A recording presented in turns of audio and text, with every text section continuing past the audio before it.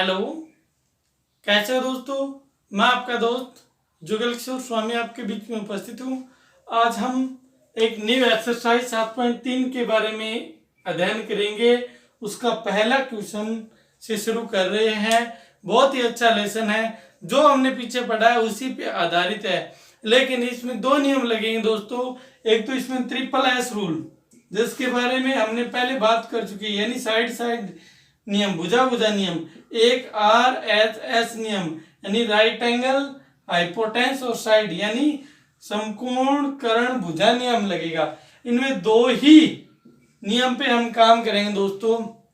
बहुत ही अच्छा क्वेश्चन है इसमें, और जो आपने पिछले वीडियो में आपने पढ़ा है वो ही इसमें पढ़ने जा रहे हैं। अगर आपने वो अच्छी तरह पढ़ लिया तो ये भी बहुत ही अच्छी तरह समझ में आ जाएगा।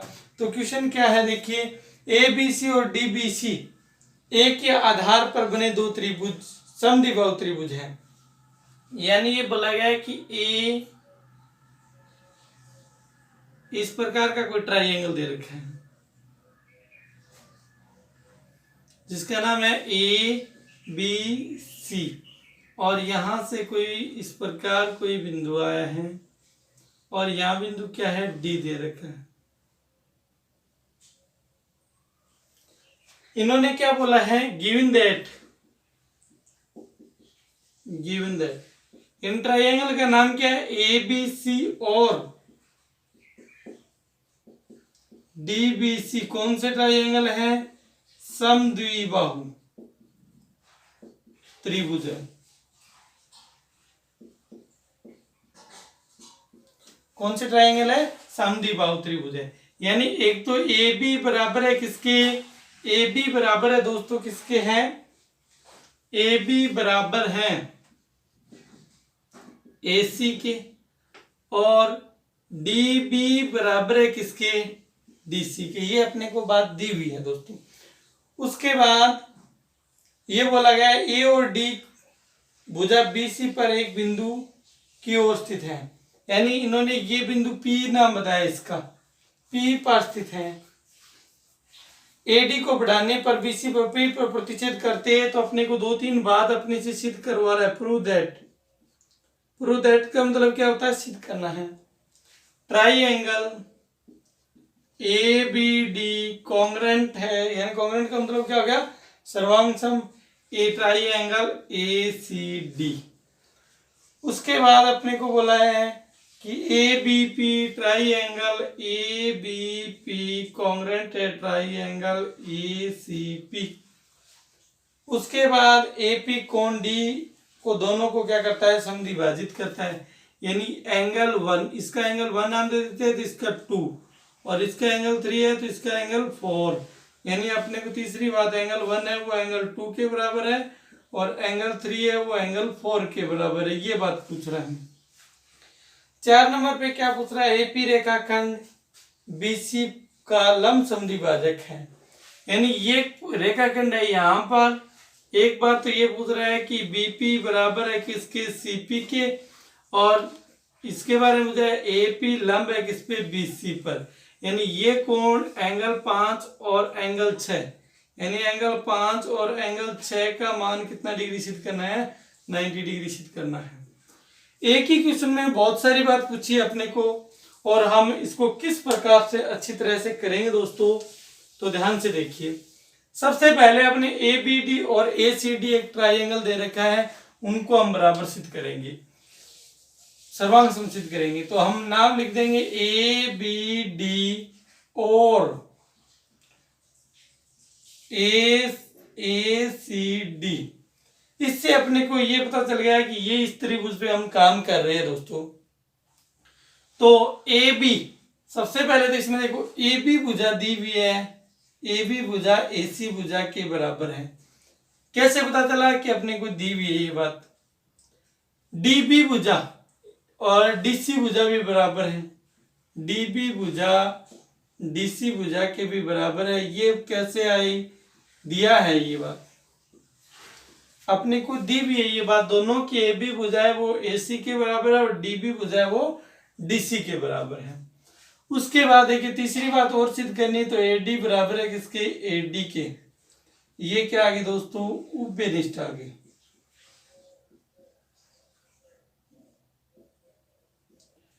ये क्या आ गई, उभयनिष्ठ आ गई। हमें कोई भी ट्राइंगल को सर्वांग यानी कॉन्ग्रुएंट सिद्ध करने के लिए हमें कम से कम 3 बात सिद्ध करनी चाहिए, और वो 3 बात हमने सिद्ध कर दी।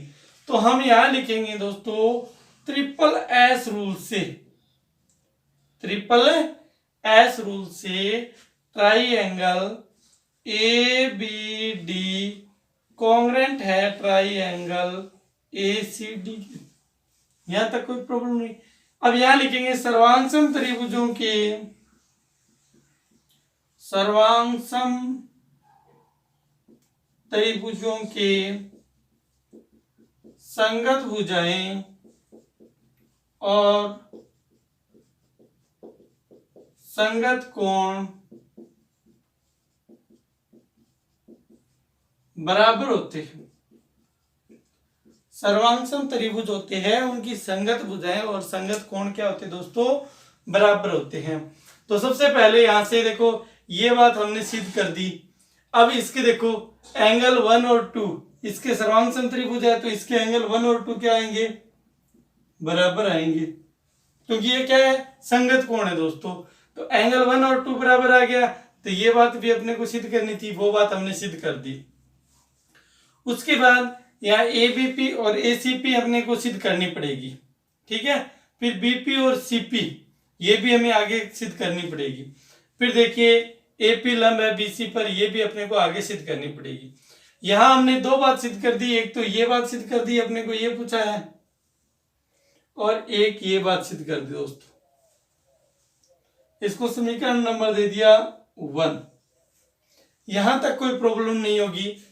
उसके बाद इन्होंने क्या है, ए बी पी और ए सी पी 2 नंबर पे इन्होंने पूछा। देखो 1 नंबर ये बात सिद्ध होगी, दूसरी ये एंगल 1 और 2 बराबर है। अब अपने को जो त्रिभुज सिद्ध करना है उसका नाम लिखेंगे ए बी पी और A C P. A B P और ए सी पी ट्राइंगल को हम क्या सिद्ध करेंगे, कॉन्ग्रुएंट यानी सर्वांगसम सिद्ध करेंगे। तो अपने पास देखो सबसे पहले क्या है, ए बी बराबर है किसके है दोस्तों, ए बी बराबर है, ए बी बराबर है किसके, ए सी के बराबर है। ए बी बराबर है किसके, ए सी के। कहां से पता चला, दिया है, ये बात दी हुई अपने को। उसके बाद देखते हैं कि एंगल 1 और 2 ए बी पी और ए सी पी का भाग है। ये एंगल 1 है बराबर एंगल 2 के इक्वेशन फर्स्ट से, ये देखो यहां से आ गई। उसके बाद एपी, एपी भुजा है, वो एपी भुजा क्या आ गई, दोनों में उभयनिष्ठ आ गई। कौन सा रूल लग गया, एस ए एस रूल लग गया। एस एस रूल में जो 2 भुजा लिए उसके बीच का यानी दोनों भुजाओं से अंतरित कोण होना चाहिए। तो हमने देखो ए बी और एपी लिए, ए बी ये रही, एपी ये रही, इससे अंतरित कोण ये रहा, और एसी और एपी इससे अंतरित कोण ये रहा। इसका मतलब अपना रूल है वो सही है। तो दूसरी भी बात हम सही होगी अपनी। तो ये क्या आ गया, ए बी पी कॉन्ग्रुएंट आ गया ए सी पी के, ये अपनी दूसरी बात आ गई दोस्तों। यहां से ये बात आ गई तो यहां वही बात लिखेंगे, सर्वांगसम त्रिभुजों की संगत भुजाएं और संगत कोण बराबर होते हैं। ये कि ये कॉपी यहां करनी है, तो ये बराबर होते ही हम ये लिख देंगे कि सर्वांगसम त्रिभुजों की संगत भुजाएं कौन सी है, बीपी भुजा बराबर है किसके, सीपी भुजा की क्या है दोस्तों, बराबर है। अगर बीपी और सीपी बराबर हो गया दोस्तों तो ये भी बात क्या हो गई, हो गई यहां से। फिर देखिए एंगल 5 और 6 वो भी क्या है, बराबर है। एंगल 5 बराबर क्या है, एंगल 6, क्योंकि सर्वांगसम त्रिभुजों की संगत कोण है यहां से। अब अपने पास सारी बात आ गई। एक तो अपने पास एंगल 3 और 4 को हम बराबर सिद्ध नहीं कर सके, और 5 और 6 को हमें 90 डिग्री नहीं सिद्ध कर सके। तो देखो यहां सिद्ध कर रहा हूं, एंगल 5 और 6 को मिलाए तब इसका योग आता है angle 5 plus angle 6 is equal to होता है 180। क्यों आता है दोस्तों, रेखिक युग्म का कोण है, रेखिक युग्म लीनियर पैर एंगल है। रेखिक युग्म का कोण है, एंगल 5 के बराबर क्या है, एंगल 6 है। ये बात हमें ये देखो सिद्ध कर चुके हैं, एंगल 5 और एंगल 6 क्या है, बराबर है।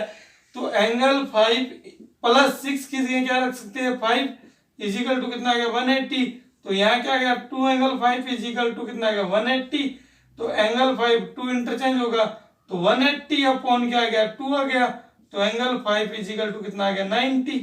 तो एंगल 5 और 6 दोनों बराबर है, तो 5 का मान कितना है, 5 का मान 90 है, तो 6 का मान कितना होगा 90 होगा दोस्तों। ये भी बात हमने सिद्ध कर दी। अब अपनी बात यानी ये क्या है, इस पे लंब है, अगर 90 डिग्री का यहाँ कोण बना रहे हैं तो ये क्या है, एपी लंब है किस पे, बीसी पर। यहाँ लिख सकते हैं, यहाँ कह सकते हैं कि एपी लंब है किस पे, बीसी पे लंब है। तब क्या, अब अपने पास एक बात है, ये भी बात होगी, ये भी बात होगी। अब अपने पास एक ये 3 और 4 को बराबर सिद्ध करना है। 3 और 4 को बराबर सिद्ध करने के लिए ये पार्ट है वो मैं यहां से मिटो रहा हूं, तो आप इसको स्क्रीनशॉट लेना चाहो तो ले सकते हो। 3 और 4 को हम बराबर किस प्रकार सिद्ध करते हैं, देखिए अपने को दिया हुआ है कि ट्राइएंगल DBP और इस पे काम करे ट्राइएंगल DCP। देखिए DB बराबर दे रखी है DC के, दिया है। उसके बाद DP इजिकल टू क्या आ गया, DP आ गया, क्यों, उभयनिष्ठ।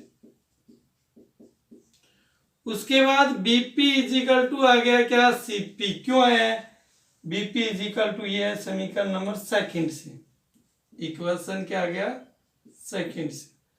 तो इसमें कौन सा रूल लग गया दोस्तों, ट्रिपल एस रूल से लग गया। यानी ये त्रिभुज क्या आ गया, DBP कॉन्ग्रेंट है DCP के। अब यहां लिखेंगे सर्वांग त्रिभुजों की संगत भुजाएं और संगत कोण क्या होते हैं दोस्तों, बराबर होते हैं। तो 3 और 4 क्या आ गया, बराबर आ गया। ये अपना अच्छा सा क्वेश्चन है जो एक्सरसाइज 7.3 का किया है दोस्तों। और ये क्वेश्चन आ गया फर्स्ट क्वेश्चन में 4 भाग पूछे गए, तो चारों के चारों भाग है वो हमने क्लियर कर दिए दोस्तों।